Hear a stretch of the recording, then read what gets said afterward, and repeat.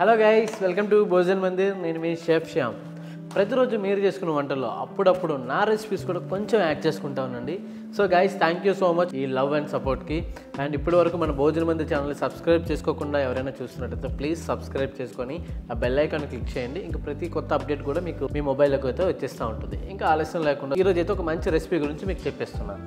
So ప్రతిరోజు non veg చాలా ఎక్కువగా వండుతున్నా కదా, కొంచెం స్వీట్గా టచ్ ఇద్దామని చెప్పి బాసుంది అయితే చేస్తున్నానండి. మీలో ఎంతమందికి బాసుంది అంటే ఇష్టమో కామెంట్ సెక్షన్లో చెప్పండి.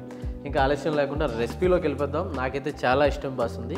So let's make basundi. So guys, బాసుందికి కావాల్సిన ఇంగ్రీడియంట్స్: ఒక 1 లీటర్ మిల్క్, ఒక 100 గ్రామ్స్ క్యాజు powder, 70 grams milk powder. Topping గురించి క్యాజు అండ్ బాదంని గీలో రోస్ట్ చేసి పక్కన పెట్టుకున్నా. అండ్ గార్నిషింగ్ గురించి రోజ్ పెటల్స్ ఉన్నాయి. మనకి ఇక్కడ సాఫ్రాన్ కూడా పెట్టుకున్నాం. అండ్ ఒక 1/2 కిలో షుగర్. సో గైస్, మనం అయితే ఏమాత్రం డిలే చేయకుండా రెసిపీలోకి వెళ్ళిపోతాం. అయితే మనం ఒక గిన్నె తీసుకోండి. గిన్నెలో 1 లీటర్ పాలు పోసుకొని మరగబెట్టుకోండి. సో పాలల్లో చిటికెడు కుంకుమ పువ్వు అండ్ 1/2 కిలో షుగర్ కూడా యాడ్ చేసుకుందాం. పాలు బాగా మరుగుతున్నప్పుడు మన కుంకుమ పువ్వు షుగర్ అయితే యాడ్ చేసుకున్నాం. సో ఇప్పుడే మనం మిల్క్ పౌడర్ ఒక 1/2 కప్ అయితే యాడ్ చేసుకుంటున్నా ఈ పాలల్లో. మరిన్ని మోర్ రెసిపీ వీడియోస్ గురించి మన భోజన మందిర్ ఛానల్ సబ్స్క్రైబ్ చేసుకొని కొంచెం బెల్ ఐకాన్ క్లిక్ చేసేయండి.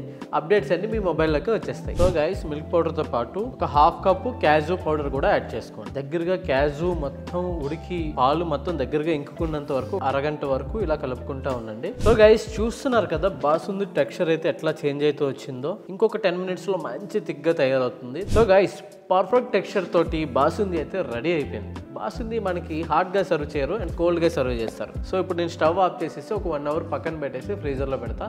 తర్వాత పైన గార్నిషింగ్ చేసి టేస్టింగ్ అయితే చూపెట్టేస్తాను.